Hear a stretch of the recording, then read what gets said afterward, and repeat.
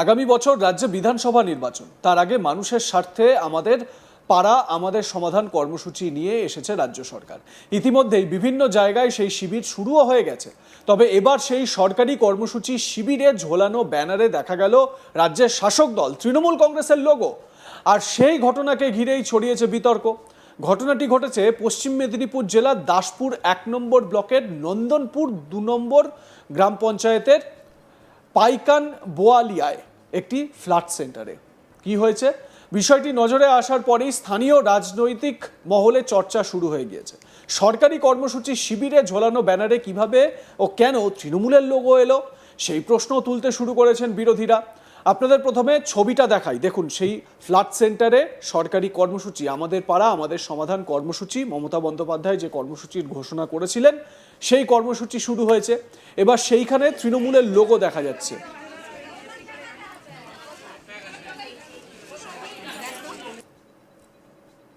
এই দেখুন, আমাদের পাড়া আমাদের সমাধান, ওপরে কর্নারে তৃণমূল কংগ্রেসের লোগো। সরকারি কর্মসূচি, সেই সরকারি কর্মসূচিতে তৃণমূল কংগ্রেস এলো কোথা থেকে, এই প্রশ্নই তুলছেন বিরোধীরা। স্বাভাবিকভাবে রাজনৈতিক মহলে চর্চা তুঙ্গে এই নিয়ে। স্থানীয় বিজেপি নেতা প্রশান্ত বেরা কি অভিযোগ করছেন শোনাবো আপনাদের।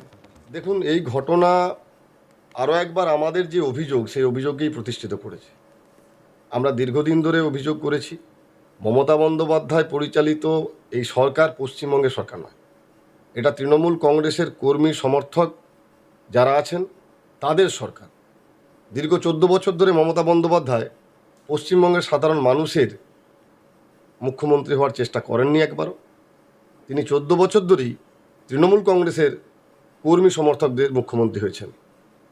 সরকারি অর্থে সাধারণ মানুষের ট্যাক্সের টাকায় যে সরকার চলে, সেই সরকারি অর্থের যে প্রকল্প, সেই প্রকল্পে তৃণমূল কংগ্রেসের দলীয় সিম্বল ব্যবহার, তাদের দলীয়করণের সমস্ত ব্যবস্থায় যে দলীয়করণের নির্লজ্জতম উদাহরণ আজকের এই ঘটনা। এর আগেও তিনি রেখেছেন, যদিও জেলায় জেলায় প্রশাসনিক সভা করলেও সেখানকার বিরোধী কোনো জনপ্রতিনিধি তিনি সরকারি সভাতে ডাকতেন না। এটা খুব দুর্ভাগ্যজনক।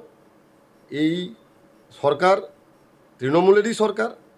এই সরকার পশ্চিমবঙ্গের সরকার নয়, সাধারণ মানুষের সরকার নয়। তারা সেটা আরও একবার প্রমাণ করেছে।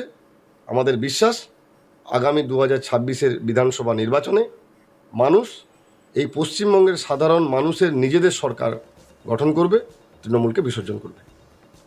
অন্যদিকে স্থানীয় সিপিএম নেতা প্রবীর সামন্ত, তার কি অভিযোগ, কি বক্তব্য শোনাবো।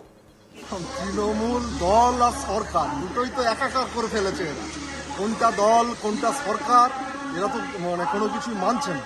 এরা আইন মানে না, এরা আদালত মানে না, এরা কোনো নিয়ম কানুন মানে না, সরকারি নির্দেশনামা মানে না। এদের কাছে কি আশা করা যেতে পারে, এর থেকে বেশি কি আশা করা যেতে পারে? তবে আমি আমার ব্লক প্রশাসনের কাছে, ব্লকের যারা প্রশাসনিক আধিকারিক আছে তাদের কাছে আমরা বলবো, যেগুলো আপনারা নজরদারি করুন। তৃণমূলের লোগো লাগিয়ে, তৃণমূলের ব্যানার লাগিয়ে এই পাড়ায় সমাধান, আমার পাড়া আমার সমাধান, এই যা কেচ্ছা কেলেঙ্কারি যা হচ্ছে, এটা নিয়ে আপনাদের দৃষ্টি দেওয়া উচিত। কারণ এইভাবে যদি চলতে থাকে সাধারণ মানুষ ওখানে তো যেতে পারবেন। তাদের যে দাবি দাওয়া, তাদের যে সমস্যা, সেগুলো তুলে ধরবে কার কাছে? তো ব্লকের প্রশাসনের তরফ থেকে যে এই আমার পাড়া আমার সমাধান যে কর্মসূচি, সেখানে তো সাধারণ মানুষকে পৌঁছতে হবে। সেখানে পৌঁছতে গেলে তো সেখানে সরকারি লোগো, সরকারি বক্তব্য সেখানে ব্যবহার করতে হবে। সরাসরি দলীয় প্রতীকে যদি এই ধরনের কর্মসূচি হয়, তাহলে তো ব্লক প্রশাসন থাকার কোনো প্রয়োজনীয়তা আছে বলে আমরা মনে করি না। জয়েন্ট ভিডিও বসে আছে, জয়েন্ট ভিডিও বসে আছেন। এখন জয়েন্ট ভিডিও তো শুধু জয়েন্ট ভিডিও কেন বলবো, দেখতে পাচ্ছি আমাদের গোটা দাসপুর থানা এলাকার, দাসপুর থানার ওসি, দাসপুর থানার বিডিও, যেখানে সবাই তৃণমূলের তাবেদারি করছে। বছরের পর বছর ধরে আমরা দেখতে পাচ্ছি এই বিডিও অফিস, থানা, এইগুলো সব তৃণমূলের কার্যালয়ে পরিণত হয়েছে কার্য। তো সেখানে এটা নতুন কিছু নয়। আজকে যেখানে জয়েন্ট ভিডিও উপস্থিত আছেন, তার উপস্থিতিতে এই ঘটনা ঘটছেন। আমার মনে হয় যে ন্যূনতম যদি লজ্জাবোধ থাকেন, ন্যূনতম যদি এই বোধটা থাকে যে উনি একজন সরকারি কর্মচারী, উনি চাকরি করছেন এখানে, তাহলে অন্তত ওনার উচিত ছিল ওই ব্যানারটা খুলে ওখানে সরকারি ব্যানার লাগানো। ওনার সেদিকে দৃষ্টিপাত করবার মতো সময় হয়নি। কারণ তার থেকেও বড় কথা, প্রশাসনিক কর্তাদের মেরুদণ্ড নেই। মেরুদণ্ডটা তৃণমূলের কাছে বিকিয়ে দিয়েছেন ওনারা। মেরুদণ্ড সোজা থাকলে তাহলে তৎক্ষণাৎ প্রতিবাদ করতেন, তৎক্ষণাৎ ওই ব্যানার খোলাতেন, পারেননি। আমরা মনে করি এই মেরুদণ্ডহীন প্রশাসন থাকার থেকে না থাকা ভালো। এদিকে স্থানীয় গ্রাম পঞ্চায়েত প্রধান দুলাল চন্দ্র মণ্ডল অবশ্য এটিকে প্রিন্টিং কর্মীদের ভুল বলেই দাবি করেছেন। তিনি বলেন, এটি সরকারি কর্মসূচি, সরকারি যে নির্দেশ ছিল সেই মতোই প্রিন্টিং করতে দিয়েছিলাম। যিনি প্রিন্টিং করেছেন তিনি ভুলবশত এটি করে ফেলেছেন। আমার নজরে আসার সঙ্গে সঙ্গেই ওটি পাল্টে দেওয়া হয়েছে। দুলাল চন্দ্র মণ্ডল পঞ্চায়েত প্রধান কি সাফাই দিচ্ছেন শুনুন। এটি সম্পূর্ণভাবে সরকারি কর্মসূচি, সরকারি নির্দেশ অনুযায়ী যে প্রিন্টিং করতে আমি দিয়েছিলাম, কিন্তু যিনি প্রিন্টিং করেছেন তিনি ভুলবশত এটি করে ফেলেছেন এবং আমাদের চোখে যখন পড়ে আমরা সঙ্গে সঙ্গে সেটিকে সংশোধন করে নিই, খুলে নিই। সেরকম ধরনের ঘটনা যাতে আর কোনোদিন না ঘটে সেটা আমি দেখব এবং লক্ষ্য রাখবো। এটি সম্পূর্ণভাবে মিস্টেক প্রিন্টিংয়ের। আমি কিন্তু ইচ্ছাকৃতভাবে এর কোনো কিছু করি না। তুলছে এই বিষয়ে এটা প্রশ্ন তুলছে, এটা কি তৃণমূলের প্রোগ্রাম? না, এটা সম্পূর্ণ সরকারি প্রোগ্রাম।